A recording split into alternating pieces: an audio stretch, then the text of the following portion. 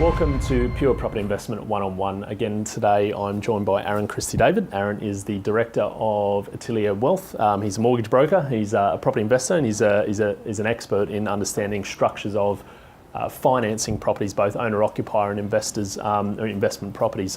One thing that I've seen a lot of lately, and probably more so in the last year or two, and the rise of prices has probably been, property prices in probably Sydney and Melbourne more specifically, has been the level of interest in owning property potentially with someone else, or percentage ownership in property in general, Yep. whether it be an owner-occupier or an investor. And I know from your side of things, mate, you probably have a fair bit of insight in things people need to understand and what their options are, if you don't mind sharing. Yeah, sure thing. The rise of fractional ownership has mainly come through models like BrickX, and it has its place in the market. People want to get into the market but don't necessarily have maybe a 5, 10 or even 20% deposit. So what options do you have if you don't have a large deposit? And one option that we do offer is co-purchasing property. Maybe that's with a friend or maybe that's with a sibling. Both have their merits. If we look at buying with a friend, and let's say, for example, I have a $50,000 deposit and you have a $25,000 deposit, what we could then do is looking at increasing my ownership of the property and lowering yours, so relative to the deposits that we're coming to the table with, which is fair. When we're buying with friends, what we often say is, let's put everything on the table, which is, you're coming into it, what's the exit strategy as well? Because what we don't want to do is have the situation where we're forced to sell that property in a few years' time as well. So we're saying, let's make this, the assumption is that we're going to hold this property for 10 years, so we're both committed to it to get the maximum out of it as well. The next part is what we do is making sure that each party is covered for the debt they're taking on with the financial planner to protect themselves, but also protect the other borrower's interests as well.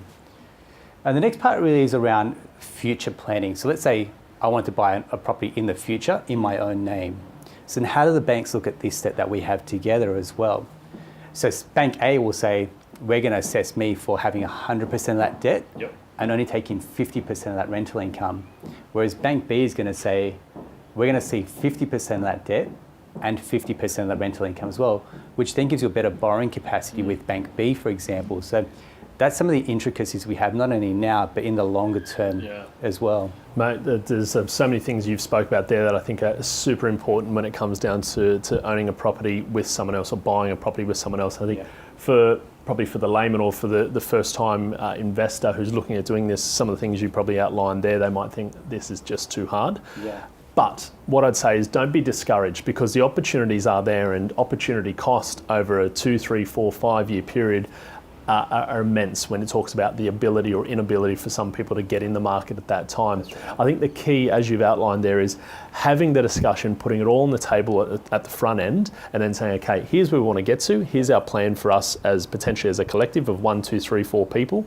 And then also, here's what I want to do on a personal front. So for you as the mortgage broker, and also potentially working with a financial planner and an accountant, who can all talk about that outcome and how we can plan and strategize the right property, the right structures, and ultimately the right mortgages. Our job then is to go and source that right property accordingly. It is something that we do as professionals to take the stress and probably the unknowns away. But the key is make sure you go speak to someone first, and don't just think, well, I haven't got enough of a deposit. I've got another friend or a family member or a partner who's keen, but we don't really know how to start. Start with a discussion and then lay it out and then move from there. And that's the biggest shame when someone puts their hands up in there going, I can't really buy a property, and we say, look, there is a way, there are options for you available as well. Unequivocally, mate. And again, insightful as always. Guys, if you do want to get in touch with Aaron or anyone from his team to discuss what we've talked about today or any other aspects of mortgages and finance structures, his contact details are at the bottom of the screen, similar to ours from an owner-occupier and investment property perspective. Feel free to give us a call and we can have a chat sometime soon. Cheers.